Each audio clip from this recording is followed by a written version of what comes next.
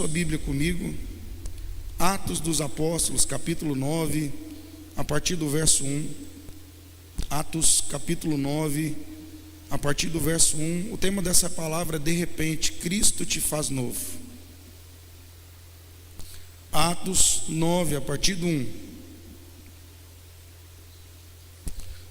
Enquanto isso, Saulo respirava ameaças de morte contra os discípulos do Senhor. Dirigindo-se ao sumo sacerdote, pediu-lhe cartas para as sinagogas de Damasco, de maneira que, caso encontrasse ali homens ou mulheres que pertencessem ao caminho, pudesse levá-los presos para Jerusalém. Em sua viagem, quando se aproximava de Damasco, de repente brilhou ao seu redor uma luz vinda do céu. Ele caiu por terra, ouviu uma voz que lhe dizia: Saulo, Saulo, por que você me persegue? Saulo perguntou: quem és tu, Senhor? Ele respondeu: eu sou Jesus, a quem você persegue. Levante-se, entre na cidade, alguém lhe dirá o que você deve fazer. Os homens que viajavam com Saulo pararam emudecidos, ouviam a voz, mas não viam ninguém. Saulo levantou-se do chão e, abrindo os olhos, não conseguia ver nada. E eles o levaram pela mão até Damasco. Por 3 dias ele esteve cego, não comeu nem bebeu. Em Damasco havia um discípulo chamado Ananias. O Senhor o chamou numa visão: Ananias. Eis-me aqui, Senhor, respondeu ele. O Senhor lhe disse: vá à casa de Judas, na rua chamada Direita, e pergunte por um homem de Tarso chamado Saulo. Ele está orando. Numa visão, viu um homem chamado Ananias chegar e impor-lhe as mãos para que voltasse a ver. Respondeu Ananias: Senhor, tenho ouvido muita coisa a respeito desse homem e de todo o mal que ele tem feito aos teus santos em Jerusalém. Ele chegou aqui com autorização dos chefes, dos sacerdotes, para prender todos os que invocam o teu nome. Mas o Senhor disse a Ananias: vá, este homem é meu instrumento escolhido para levar o meu nome perante os gentios e seus reis e perante o povo de Israel. Mostrarei a ele o quanto deve sofrer pelo meu nome. Então Ananias foi, entrou na casa, impôs as mãos sobre Saulo e disse: irmão Saulo, o Senhor Jesus, que lhe apareceu no caminho por onde você vinha, enviou-me para que você volte a ver e seja cheio do Espírito Santo. Imediatamente algo como escamas caiu dos olhos de Saulo, e ele passou a ver novamente. Levantando-se, foi batizado, e depois de comer, recuperou as forças. Saulo passou vários dias com os discípulos em Damasco. Logo começou a pregar nas sinagogas que Jesus é o Filho de Deus. Todos os que ouviam ficavam perplexos e perguntavam: não é ele o homem que procurava destruir em Jerusalém aqueles que invocavam este nome? E não veio para cá justamente para levá-los presos aos chefes dos sacerdotes? Feche os seus olhos, curva a sua cabeça. Pai, em nome de Jesus, nós queremos entregar mais uma vez esse culto e esse tempo nas tuas mãos. Espírito Santo de sabedoria, de discernimento e revelação, que o Senhor tenha total liberdade para ministrar através da minha vida. Que cada pessoa que aqui entrou tenha os ouvidos abertos para ouvir aquilo que vem do Senhor. Amarra toda ação demoníaca, Senhor, tudo que vem para roubar a mente do teu povo, tudo que vem trazer, ó Pai, qualquer confusão e roubar o discernimento da palavra. Que o Senhor possa falar de uma maneira pessoal e tão profunda com cada um que entrou aqui, de uma maneira única, como só o Senhor faz. Senhor, fala conosco. Nós entregamos as nossas vidas nas tuas mãos e pedimos: venha o teu reino, em nome de Jesus, amém. Queridos, talvez você não está familiarizado com o texto e com o personagem, Saulo, até então o nome dele Saulo, o nome grego, e depois torna Paulo, o nome romano, o nome hebraico. Paulo, ele era um fariseu que cresceu aos pés de Gamaliel. Gamaliel era um erudito, ele era um escriba, um mestre que ensinava a lei. E Paulo, ou Saulo, era do partido dos fariseus. Paulo era um homem que fazia parte do Sinédrio, que era uma espécie de senado. Ele compunha os 70 especiais. Saulo era uma autoridade muito grande, que não acreditava no cristianismo, ele não acreditava que Jesus era Deus. O judeu do Antigo Testamento, ele não acreditava em Jesus homem, em Deus homem. Então eles não acreditavam de maneira alguma que o verbo se fez carne, que era possível uma divindade encarnar e vir em forma de homem à terra. E por isso, de uma maneira que ele cria diametralmente oposto, que isso era uma mentira, era uma heresia. Então, assim como lá atrás os judeus mataram Jesus porque não criam que ele era filho de Deus, da mesma maneira Saulo continua não crendo. E agora ele, com zelo, com amor por Deus, nota, com zelo e com amor por Deus, ele pega cartas para perseguir os cristãos, que era o nome dado aos seguidores de Jesus. E ele vai, a primeiro lugar que ele persegue é Jerusalém. E dentre eles, um dos homens que ele persegue e mata chama Estevão, que era um diácono amado, cheio do Espírito Santo. E Estevão fala: eu vejo os céus abertos e Jesus à direita de Deus Pai. Saulo fica com mais raiva ainda, porque para ele isso é mentira. E ali eu creio que começou algo sobrenatural, porque eu não creio que Estevão, claro, nenhum momento Estevão ficou com raiva dele, porque Estevão está cheio de amor. E Estevão faz uma oração: Pai, perdoa-lhes porque eles não sabem o que fazem, o que ele faz. E eu creio que ali, irmãos, olha, a igreja não orou para Saulo morrer, a igreja orou para Saulo se converter. E quando a igreja ora, quando você ora pedindo alguma coisa, se prepara, porque vai mudar nessa terra através da sua oração. E agora Saulo, continuando uma jornada de fé, em Mateus 6, 22 e 23, Jesus fala algo impressionante no Sermão do Monte. Ele diz assim, que a candeia do corpo são os nossos olhos, ou seja, que a nossa luz vem da nossa cosmovisão, de como você enxerga a vida. E se os seus olhos são bons, ou seja, se a sua maneira de enxergar a vida está correta, você vai andar na luz. E se a sua maneira de enxergar são trevas, você vai estar errada, você vai andar nas trevas. Seus olhos são maus, você vai andar nas trevas. Mas a pior parte é essa: se a luz que há em ti são trevas, quão densas trevas serão. Se a sua maneira de pensar, você acha que está certa e está errada, você nunca vai lutar para mudar aquilo que você acha que você está certo. Não tem como uma pessoa mudar se Deus não fizer algo e intervir. Então agora Saulo convicto, amado, Saulo convicto, reúne seus servos, vai até o chefe da sinagoga, e ele pega cartas de autorização para perseguir os cristãos. Em 1 Coríntios 1, 27 diz assim: mas Deus escolheu as coisas loucas do mundo para envergonhar as sábias, e escolheu as coisas fracas do mundo para envergonhar as fortes. E claro que Jesus escolheu pescadores, coletores de impostos. Jesus escolheu pessoas que não eram eruditas, intelectuais. Jesus escolheu pessoas do povo, pessoas que aos olhos humanos ninguém escolheria. Então sim, esse versículo fala que Jesus escolhe os improváveis no aspecto de analfabetismo, de vida criminosa. Jesus escolhe os improváveis, os poucos intelectuais.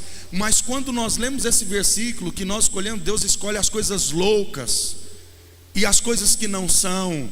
E quando você pensa nos improváveis, muitas vezes você só olha na cosmovisão errada, porque quem escreveu a carta aos Coríntios foi Paulo. E é esse autor, no capítulo 1, que está dizendo que Deus escolhe as coisas loucas. Ele não está falando só de Pedro, ele não está falando de Zaqueu, ele não está falando do ladrão da cruz, ele está falando dele. Ele também era uma coisa louca. Queridos, tem muitas pessoas que pensam que quem precisa de Jesus é pobre, analfabeto, gente que não tem intelectualidade, que não tem capacidade de ganhar dinheiro. Quando você pensa numa coisa louca, queridos, a coisa mais louca que tem é um professor universitário, um empresário de sucesso, uma pessoa muito bonita, inteligente, cair de joelhos diante de Jesus. Porque quando nós pensamos em coisas loucas, muitas vezes nós pensamos em gente incapaz. Mas as coisas loucas que Paulo está falando aqui, é ele. Aquele que diz: eu não preciso, eu estou certo, eu estou convicto do que eu estou fazendo. E esse homem convicto, está indo em direção agora a Damasco, que era um grande centro da igreja na Ásia. E ele está indo lá respirando a ameaça. Ele estava com sangue no olho. Ele diz: eu vou continuar essa obra. E sabe o que é o melhor? Ele tem certeza que o que ele está fazendo é bom, é para a glória de Deus. E ele está indo.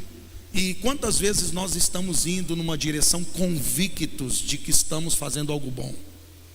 Provérbios 14:12 diz: há caminhos que ao homem parece ser direito, mas seu fim são caminhos de morte. A pior cegueira que tem é essa, é quando nós estamos caminhando na direção errada, achando que estamos indo na direção certa. E para que a nossa vida seja transformada, quando estamos convictos, só uma intervenção divina. E eu quero declarar sobre a tua vida nessa noite que Deus vai intervir na tua história, que tudo que precisa ser colocado no lugar, Ele vai colocar.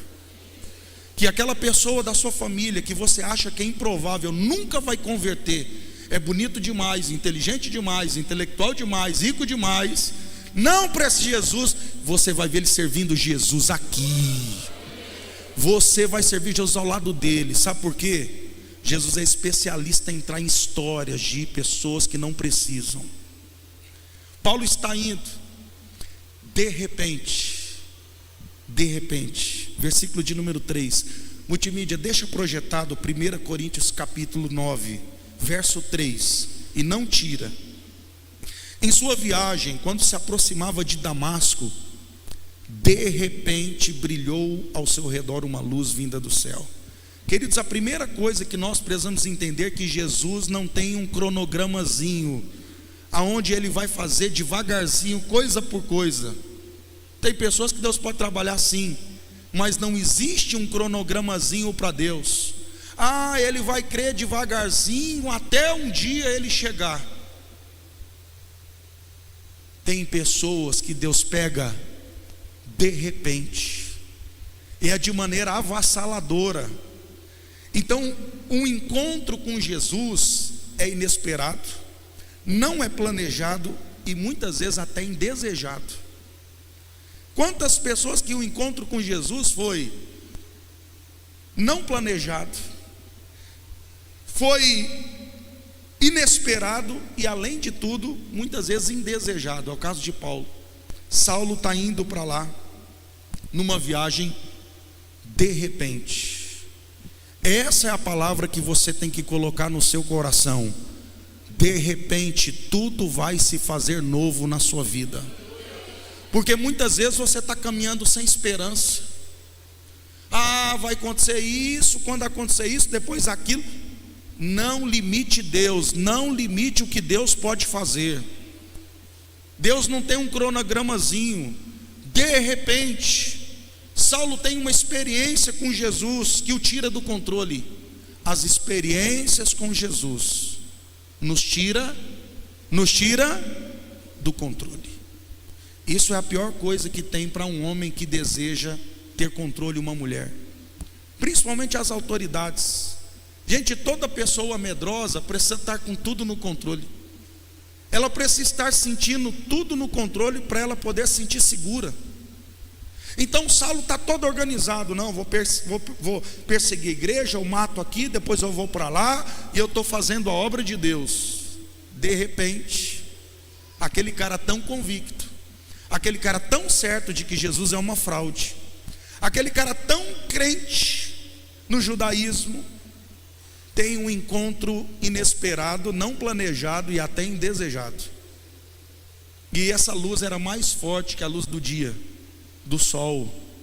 Essa luz é tão forte que faz ele ficar cego e cair de joelho. Gente, luz derruba alguém? Luz derruba alguém? Mas luz com poder derruba. Então agora ele cai de joelho, tem que fechar os olhos, porque a luz é muito forte, ele fecha os olhos. Imagine uma luz muito forte clareando no teu olho, você tem que fechar para proteger. E ele ouve uma voz: Saulo, Saulo, por que você me persegue? Irmãos, pensa comigo. Você está indo numa direção que você não sabe, fazer uma coisa que você acha que está certo, e de repente uma voz e uma luz que te deixa cego fala que você está perseguindo ele. Isso não é nada bom. E ele diz: olha, você me persegue. Versículo de número 4, 5 agora. Quem és tu, Senhor? Quem és tu, Senhor? Nota, isso aqui é a maior dificuldade do ser humano: lidar com aquilo que ele não tem controle. Imagine Paulo, fala grego fluente, fala hebraico fluente, aramaico, ele é poliglota, ele é formado nas melhores escolas, ele conhece a Torá como ninguém, ele é zeloso, ele é santo. Detalhe: quem és tu, Senhor? Isso é muito difícil. Sabe por que tem pessoas que não se rendem a Jesus? Porque elas são muito orgulhosas para admitir que estão perdidas. Porque Jesus nos tira do controle. Jesus nos fala que a direção que nós estamos indo está errada. E nós temos que ter humildade para desaprender. Nós temos que ter humildade para reaprender e aprender. Porque quando nós aceitamos Jesus, nós entregamos o controle para Ele. Então muitas vezes Jesus tem que nos deixar cego. E nos deixar cego não é para tirar a nossa segurança. Pelo contrário, Jesus não quer tirar a segurança de ninguém. Ele quer dar uma segurança maior ainda, mostrando para você que muitas vezes, para você estar seguro, você precisa perder a visão. Quantas vezes você precisa entrar num problema tão grave para você olhar para cima e pedir ajuda, e através da perda do controle, você olhar para o alto e entregar o controle para Jesus, e Ele entrar em cena, e Ele precisa que você entregue o controle. Quem é você, Senhor? Eu sou o Jesus a quem você persegue. Irmãos, isso é muito difícil, porque ele não conhece Jesus. E agora, sabe o que ele tem que entender? Tudo que eu acreditava está errado. Isso aqui é muito difícil. Muitas pessoas não mudam porque é muito difícil desaprender. Esse camarada agora, nota, ele levanta, versículo de número 6: levante-se, entre na cidade, alguém lhe dirá o que você deve fazer. Você está entendendo isso aqui? Ele levanta, versículo de número 8: Saulo levantou-se do chão, abriu os olhos. Versículo 8, 9 e 8. 9 e 8. Levantou, abriu os olhos, mas não conseguia ver nada. Deixa eu fazer uma pergunta para você. Paulo estava sozinho? Vou chamar de Paulo logo. Ele estava sozinho? Não, ele estava acompanhado. Pergunta que eu te faço: quem estava acompanhando Paulo ficou cego? Por que não? A mesma luz que apareceu para Paulo apareceu para eles.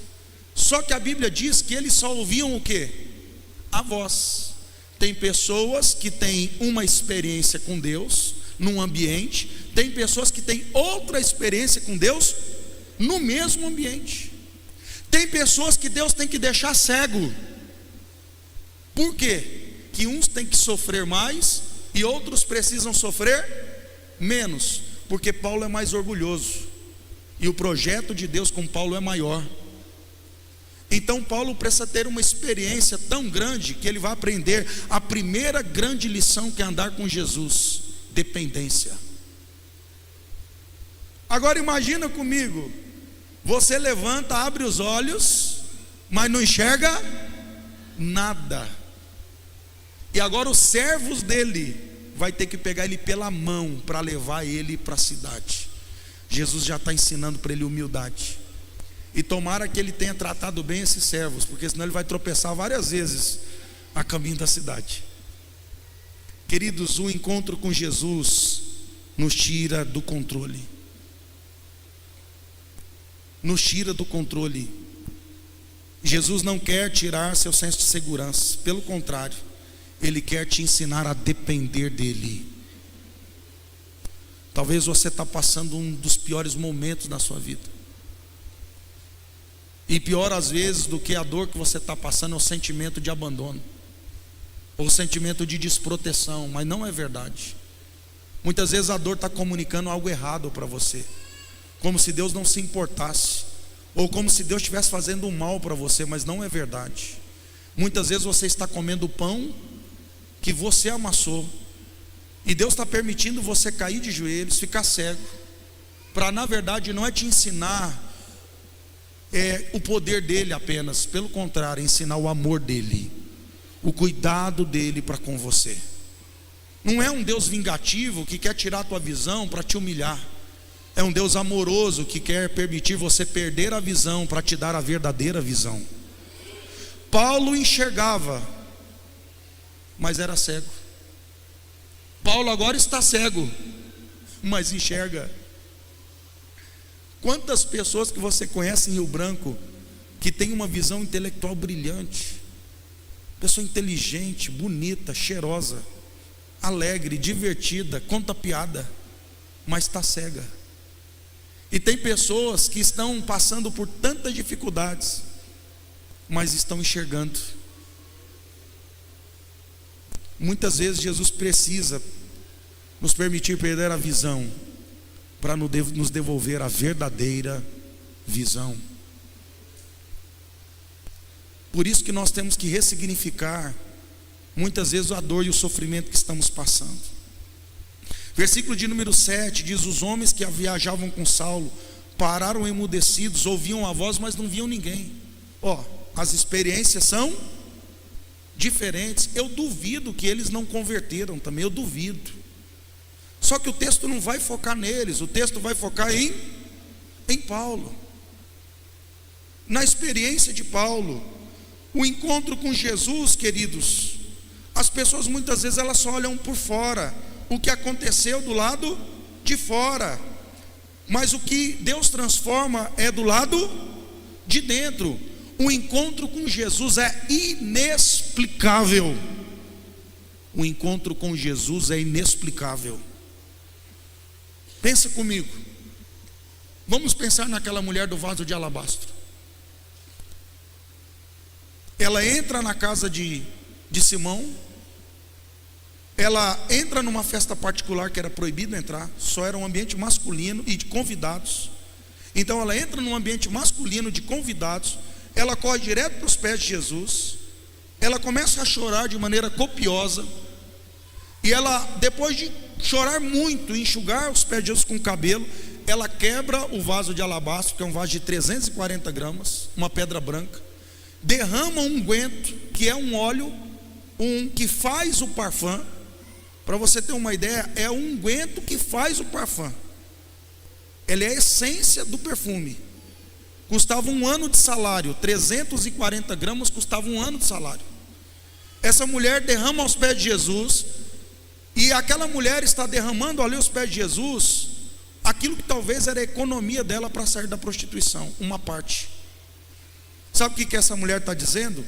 Eu estou depositando meus argumentos humanos de mudança aos teus pés, porque esse perfume pode mudar a minha vida do lado de fora. Eu posso mudar de cidade, de nome, eu posso comprar uma casa, eu posso mudar, mas nada vai me transformar do lado de dentro. Então eu preciso de uma mudança mais profunda do que um ambiente novo. E ela está falando: Jesus, só o Senhor pode me transformar de dentro para fora. E Jesus fala para aquela mulher que a fé dela salvou ela. Jesus diz que ela muito foi perdoada, porque ela muito amou. E aquela mulher entra, vamos supor, com uma roupa vermelha, uma túnica vermelha. Como que ela entra? ela saiu com uma roupa diferente. Saiu com uma roupa diferente, cabelo diferente. Ela só saiu com a cara borrada. Ela só saiu chorosa. Pergunta que eu te faço: alguém vai acreditar que essa mulher mudou? Mas ela mudou? Gente, um encontro com Jesus é inexplicável. Me explica como que uma pessoa entra numa igreja como essa, numa noite, e a vida inteira fumou, usou droga, traiu a esposa, a vida inteira foi nó cego, ateu, mentiroso, corrupto, e entra e tem uma experiência com Jesus que é inexplicável. Tentou parar de fumar, tentou parar de beber, tentou parar de usar droga, tentou de parar de trair a esposa, nunca conseguiu. Mas um dia houve uma mensagem como essa, e tem um encontro com Jesus, e essa pessoa entrega os argumentos humanos dela, a força dela de mudança, e se rende ao sobrenatural, e diz: Jesus, só o Senhor pode ir aonde eu não posso, fazer o que eu não posso, tocar onde eu não posso. E a pessoa se rende, e a pessoa se rende. Querido, sabe qual que é o problema da igreja hoje? Ela está esquecendo o poder de Deus. A igreja está falando: você muda, você é isso, você é aquilo, você consegue, você pode. Isso é poder do homem. O homem não consegue muitas coisas. Aquilo que é impossível para o homem é possível para Deus. E sabe por que muita gente não acredita mais em conversão e em mudança? Porque parou de olhar para aquele que transforma o homem de dentro para fora. Eu quero profetizar sobre a tua vida, que você que entrou aqui sem esperança, Deus vai salvar a sua família. Você não tem que ver nada, você não tem que acreditar na pessoa da sua família, você tem que acreditar num poder de Deus avassalador, que vai pegar essa pessoa, chacoalhar ela e mudar a vida dela de uma maneira extraordinária. Extraordinária. Queridos, o encontro com Deus é inexplicável. Aonde Jesus aperta, o que que ele muda, o que que ele faz? Me explica como que alguém muda. Quem aqui já mudou em alguma coisa? Quem aqui tinha um problema sério em alguma área que não conseguia, e de repente você está vencendo? Me explica isso, me explica isso. Isso é Jesus na tua vida. Nós precisamos começar a acreditar mais num poder sobrenatural e menos nos argumentos humanos. Sabe por que Ananias tem dificuldade de ir até Jesus? Até Paulo? Porque Ananias também está com uma visão humana. Agora, o mesmo Deus que falou com Paulo de uma maneira sobrenatural, só que Paulo não reconhece a voz de Jesus. Agora, o mesmo Jesus que trabalhou com Paulo aqui, já tem um discípulo dele lá na cidade, em Damasco. Só que quando Deus fala com Ananias, queridos, ele diz o quê? Eis-me aqui, Senhor. Essa é a diferença de quem já sabe reconhecer a voz. Você já sabe reconhecer a voz? Deus já pode contar com você em Rio Branco? Porque tem os Saulos aqui, mas tem que ter os Ananias também. E o Ananias diz: Senhor, olha, eu acho que a Wi-Fi do céu deve estar meio ruim. O Senhor não deve estar sabendo, Senhor. Eu vou ter que comunicar para o Senhor. Olha, esse Saulo aí que o Senhor está mandando eu ir, esse cara é perigoso. O Senhor está desatualizado aí. O firewall do céu, será que Satanás não colocou um vírus aí na central de informação do céu? Porque olha, o Saulo, Senhor, o Saulo é aquele que matou o Estevão. Inclusive ele está vindo para cá com umas cartas para matar todo mundo. Eu acho que o Ananias, se ele não conhecesse bem a voz de Deus, ele dizia: rapaz, isso é bem o diabo tentando me levar para uma armadilha. Queridos, por que Deus não dá uma lapada? Jesus não dá uma lapada em Ananias? Você viu Jesus falando firme com Ananias, de uma maneira: Ananias, seu desviado, incrédulo, só Jesus falando contigo, o que é que você me contesta? O céu tem informação, rapaz. Manda quem pode, obedece quem tem juízo, Ananias. Foi assim que Jesus falou com ele? Não. Jesus sabe as nossas limitações, queridos. Jesus sabe que nós não entendemos os processos de Deus. Nós andamos aqui, Deus anda lá. Você está no presente, Deus está no teu futuro. Ananias, fica tranquilo. Ele é vaso escolhido. Ele é vaso. Para de achar que Deus te ama por aquilo que você faz. Deus não te ama porque precisa de você. Deus te ama porque pode. Ele escolheu te amar. Então tem gente que acha que quando eu merecer, Jesus vai me amar. Primeiro eu vou fazer. E aí tem gente que diz, não, no dia que eu mudar eu aceito Jesus. Então você está dizendo que não precisa de Jesus para mudar? Você vai mudar sozinho? Não é mudar para aceitar Jesus, é aceitar Jesus para mudar. Não é merecer para se entregar para Jesus, é entregar que Jesus te ama do jeito que você é. Mas Ele não vai deixar como você está, porque Ele vai ajustar você. O que Saulo fez por Jesus? Me fala. Pastor, ele matou o Estevão, perseguiu os crentes, só coisa boa, né? Mas Jesus já escolheu ele. Ele é um vaso escolhido. Esse é o nosso problema. A gente tem gente problemática na família, amigos, que a gente diz assim, não, esse aí não tem jeito. Querido, se você fosse falar assim, quem era o cara mais improvável para converter? Você mora lá em Jerusalém, você mora no tempo de Saulo. Se você pudesse falar qual que é o cara mais improvável para converter? Saulo. Quem que foi que converteu? Quem que se tornou o melhor trabalhador de Deus naquela geração? Pois é, então para de dizer que essa pessoa não converte, porque Deus vai pegar ela. Mas você tem que parar de acreditar que a mudança vem do homem. A libertação primeiro é uma ação de Deus em nossa direção. Começa a entender o verdadeiro evangelho. Deus vai aonde você não pode, toca onde você não consegue e faz o que você não pode fazer. Saulo tem um plano, um encontro com Jesus muda os nossos planos e traz uma verdadeira direção e uma verdadeira paz. Por isso que é tão difícil, porque quando a gente tem um encontro com Jesus, Jesus muda os nossos planos. Saulo estava todo organizadinho, não, vou lá, mato, prendo, faço tudo. De repente, Nadir, mudou os planos, perdeu o controle, não sabe para onde vai ser levado pela mão. Olha Deus no processo. Vai ficar na casa de um homem que ele nunca viu na vida. Vai lá para uma rua chamada direita. Quando Deus chama você, Ele te dá endereço. Vai para a rua chamada direita. Fica na casa do Judas. Vai chegar um homem chamado Ananias. Deus falou com Saulo numa visão e falou também com Ananias. O mundo espiritual está trabalhando por você. Pode ter certeza nisso. Então agora, queridos, isso muda os nossos planos. O que é avanço para você? Paulo pensou que estava avançando, sim ou não? O que é avanço para você?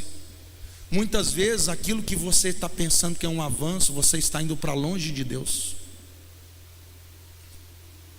E tem pessoas que pensam que quando tem uma perda, César, é um retrocesso. Tem pessoas que quando não conseguem avançar porque tem uma paralisia, pensa também que é um retrocesso. E nós precisamos ressignificar o que é avanço. Porque muitas vezes aquilo que você acha que você está avançando, você está retrocedendo. E aquilo que você acha que você está retrocedendo, você está avançando. Retrocessos, pausas fazem parte da caminhada com Jesus. Pausas também são avanços. Deus quer falar com pessoas aqui. Talvez você é uma das pessoas que Deus mandou você dar uma pausa. Talvez Deus desacelerou você em algumas coisas, alguns projetos. Talvez você estava indo numa velocidade tão grande, de repente vem uma pausa muito grande. E pausas são muito importantes para nós revermos a direção que nós estamos indo. Sabe o que Deus fez com Paulo? Pausou ele. Para muita gente, apóstolo, ele o quê?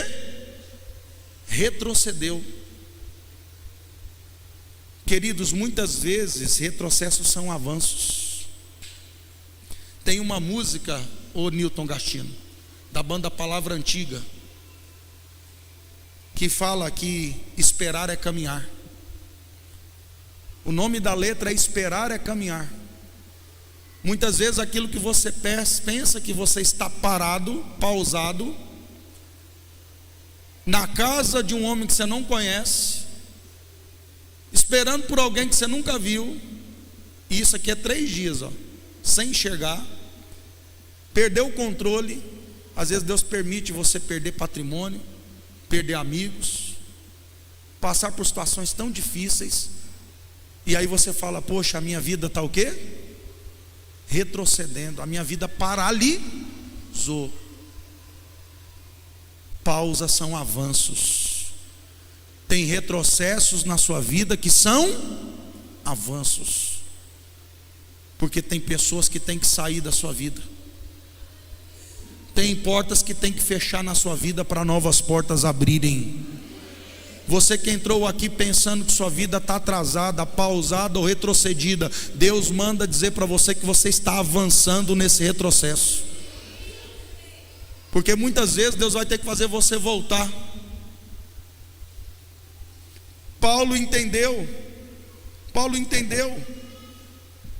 queridos, que os nossos planos não são os planos de Deus.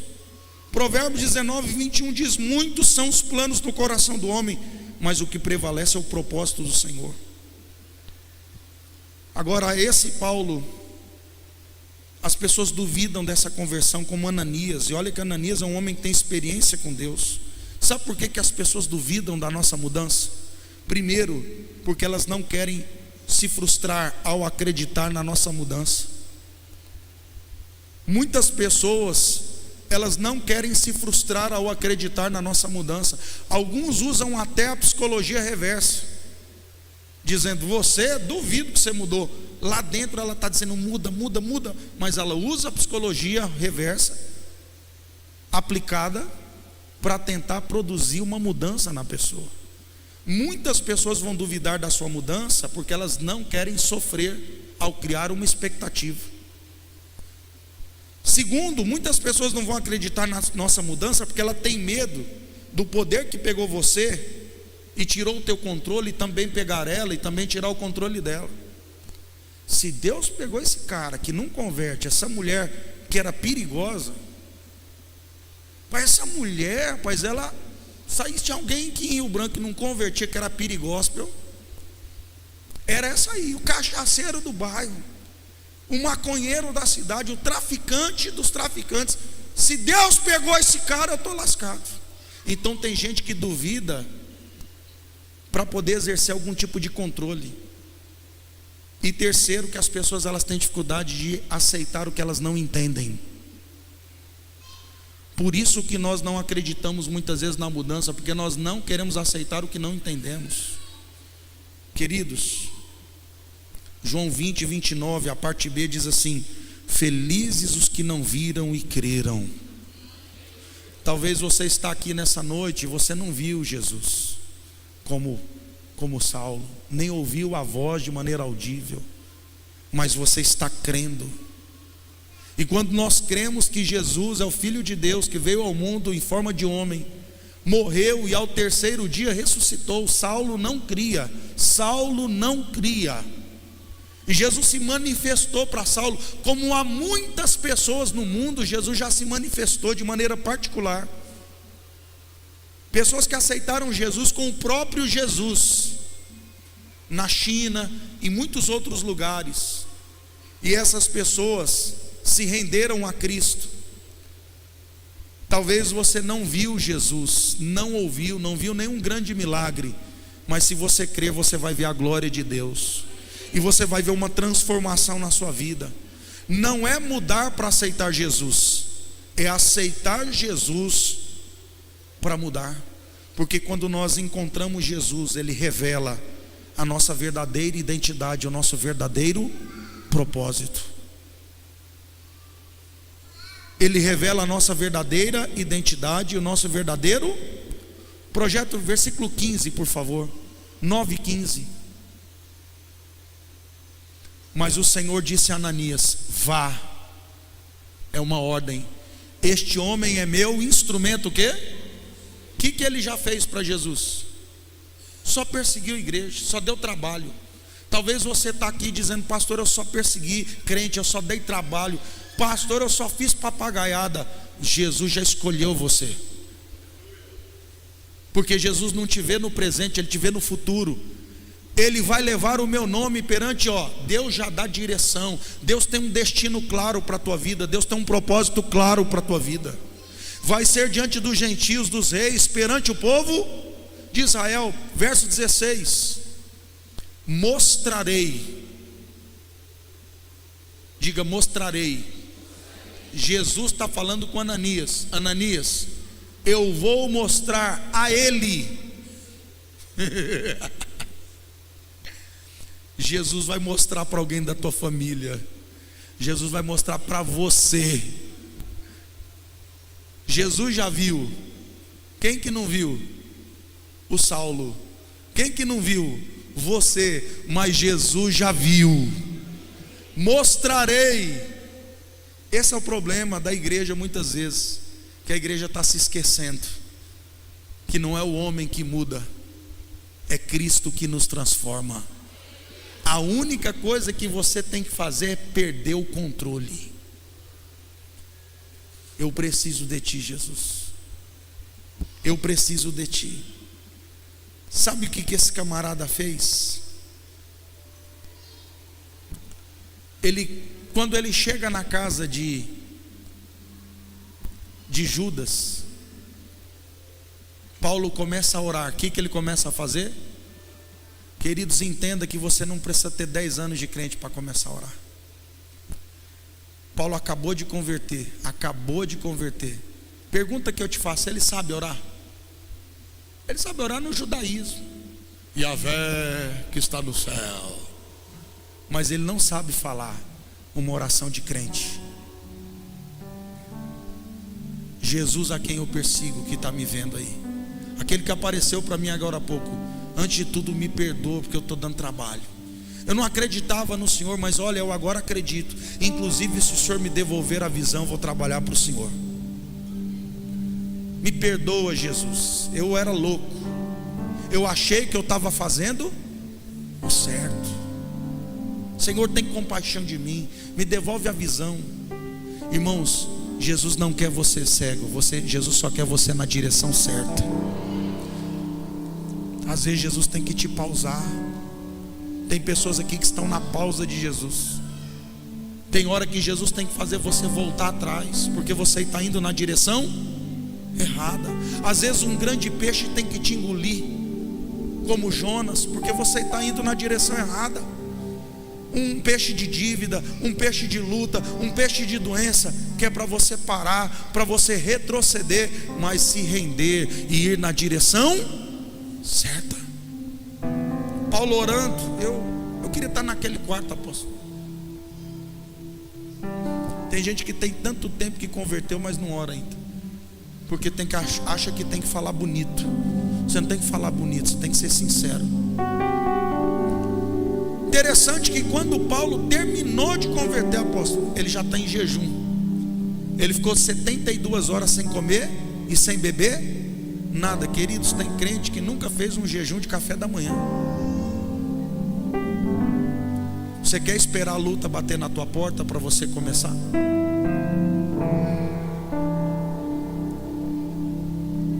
Quando Ananias chegou lá, depois de 3 dias, ressurreição, Deus vai ressuscitar na tua vida coisas.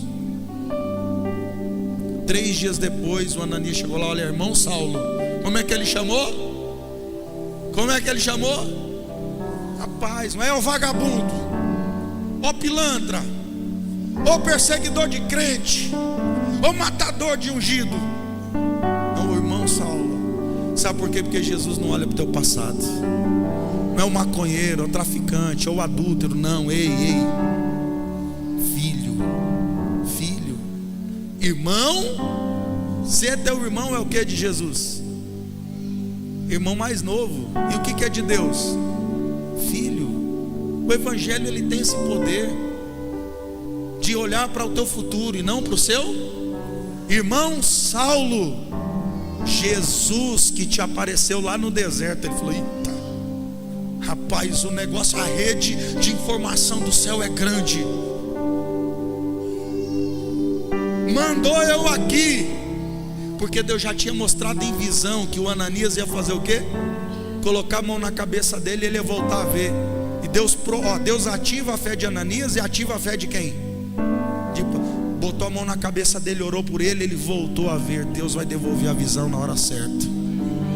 Deus vai tirar você da pausa. Deus vai tirar você do retrocesso. Retroceder é avançar. Tem hora que a gente está pensando: pastor, minha vida está andando para trás. Está não, está andando para frente. Está andando para frente. Está andando para frente, César. Tem retrocesso que é avanço, tem avanço que é retrocesso. Agora ele levanta e ele vai ser o que agora? Batizado. Irmãos, tem gente que tem 10 anos na igreja e não batizou até hoje. O que você está esperando? Em 3 dias Paulo jejuou, orou, foi cheio do Espírito Santo e foi batizado. Qual que é o tempo que você precisa para tomar uma atitude? Mudanças não precisa de você fazer, Deus vai fazer. Mas mudanças precisa você tomar uma posição de humildade, de você se levantar e dizer: Senhor, eu não sei para onde eu estou indo, segura na minha mão e me leva na direção certa. Vamos colocar em pé, queridos.